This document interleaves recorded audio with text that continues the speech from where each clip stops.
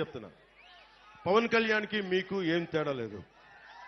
ఎందుకు ఈ మాట అంటున్నానంటే, నేను ఒక ప్రభుత్వ ఉద్యోగి కొడుకుని, జగన్ గారిలాగా ఒక ముఖ్యమంత్రి కొడుకుని కాదు, వాళ్ళ తాతగారిలాగా గనుల యజమాని కాదు, మామూలు సగటు ఉద్యోగి కుటుంబం నుంచి వచ్చిన వాడిని.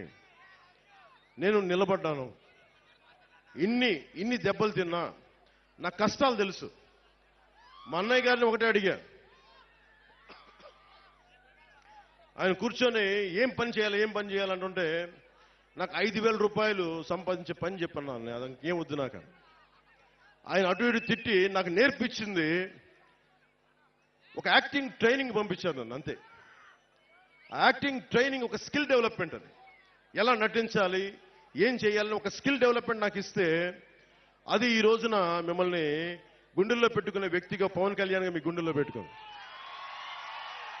నేను ఎందుకు చెప్తున్నానంటే, ఒక స్కిల్ డెవలప్మెంట్ కానీ మీకు ఉంటే చేపల్ని తెచ్చివ్వడం కాదు, పట్టించే విద్య నేర్పించాలి.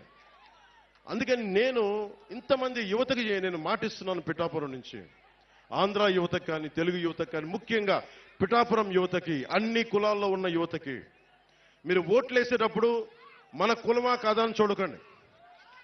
వర్మ గారు చెప్తా ఉన్నారు, వాళ్ళ నాయకులకు ఒకటే చెప్పారంట, పవన్ కళ్యాణ్లో అన్ని కులాల మనిషి, ఒక కులం మనిషి కాదండి.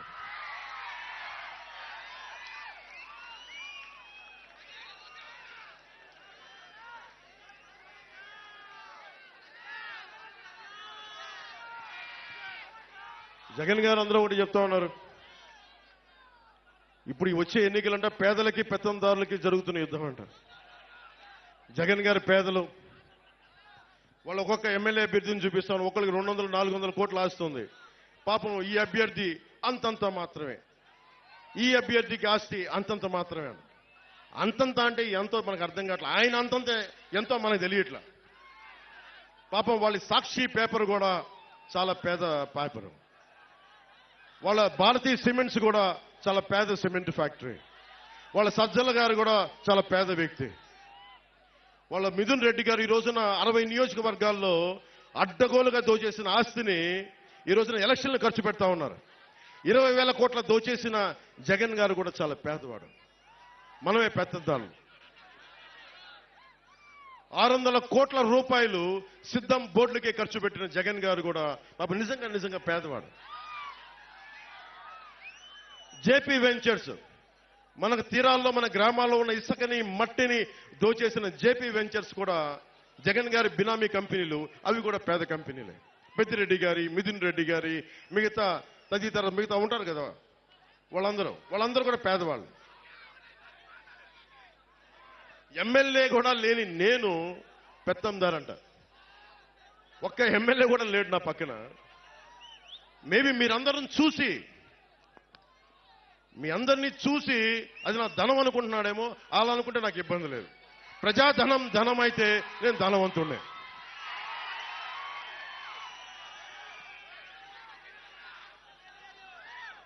ఆయన 2, వైసీపీ పాలనలో అవినీతి లేదు.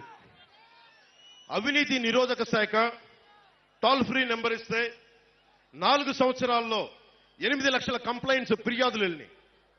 2 లక్షలు ఫిర్యాదులు ఓన్లీ వారి మంత్రివర్గం సిబ్బంది మీదే. ఇంకో 4 లక్షలు వారి ఎమ్మెల్యేల మీద, ఎమ్మెల్సీల మీద. వీళ్ళందరూ అంట పాపం కూర్చోబెట్టి అవినీతి లేదంట. వీళ్ళు ఎవరి దగ్గర డబ్బులు ఉండవు, ఎవరి దగ్గర అవినీతి లేదు. మరి అవినీతి లేకపోతే ఈ రోజున జగన్ని ఎందుకు ప్రజలందరూ వెనక్కి పంపించాలని చూస్తూ ఉన్నారు? మీరు ఆలోచించండి. జగన్ దగ్గర అవినీతి లేదని మీరు అందరూ అనుకుంటున్నారా? మీరు ఒకసారి ఆలోచించండి. జగన్ సత్యపురుషుడు. మీరు శ్రీపాద శ్రీవల్లభుడు వెలిసిన నేల ఇది, శక్తిపీఠం వెలిసిన నేల ఇది, పీఠికాపురం ఇది. ఈ నేల నుంచి మిమ్మల్ని అడుగుతున్నాను, జగన్ అవినీతి చేయలేదని మీరు గుండెల మీద వేసుకొని చెప్పగలరా? ఇక్కడ దొయ్యలేదని మీరు చెప్పగలరా?